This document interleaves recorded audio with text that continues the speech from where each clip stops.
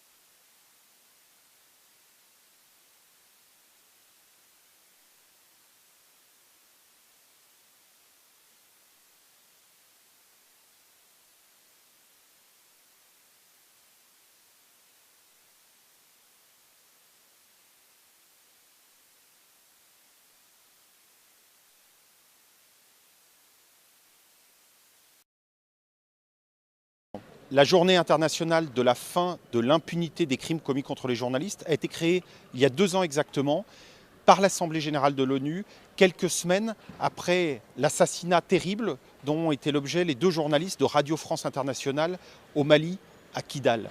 C'est une journée extrêmement importante parce qu'elle attire l'attention et elle incite les États à combattre un fléau qui est cette impunité dont jouissent les auteurs de crimes contre les journalistes. On estime à plus de 90% le nombre de crimes commis contre les journalistes qui ne font jamais l'objet de poursuites et encore moins de condamnations. Et donc c'est comme une incitation pour ceux qui commettent ces crimes à continuer à les perpétrer.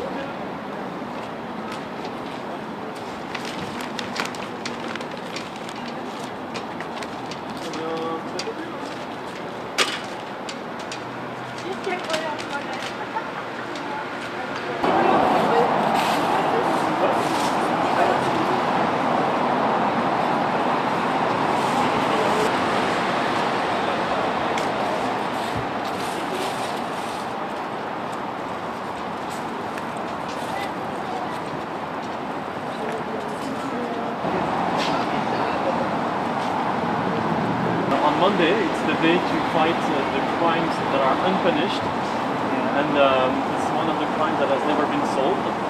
And so we're trying to we're changing the name of the street so that the embassy does something to figure out what happens.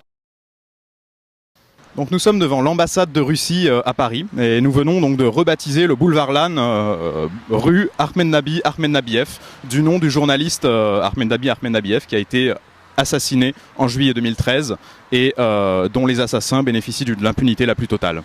Donc aujourd'hui nous rendons hommage à Ahmed Nabiev. C'est un journaliste russe qui a été assassiné au Daghestan le 9 juillet 2013.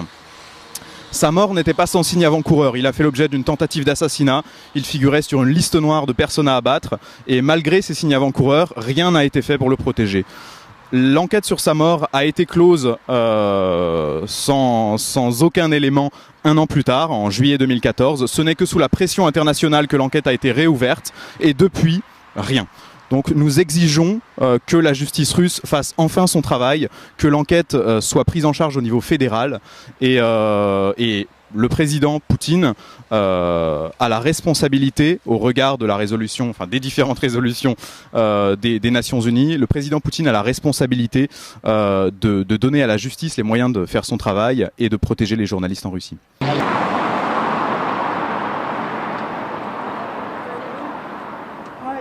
we work for Reporters Without Borders. We work for Reporters Without Borders. We are protecting Pakistani journalists. You know Salim Shahzad? He's a famous Pakistani journalist. Okay. Yeah. He was.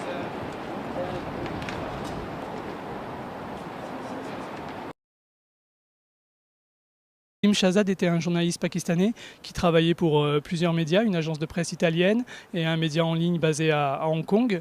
Quand il a été tué en mai 2011, il était en train d'enquêter sur les liens entre l'armée pakistanaise et les militants armés d'Al-Qaïda au Pakistan. On l'a retrouvé 2 jours après sa disparition, le 31 mai 2011, dans un fossé à quelques kilomètres d'Islamabad, de la capitale, et des traces sur son corps laissent penser qu'il a été torturé avant d'être exécuté.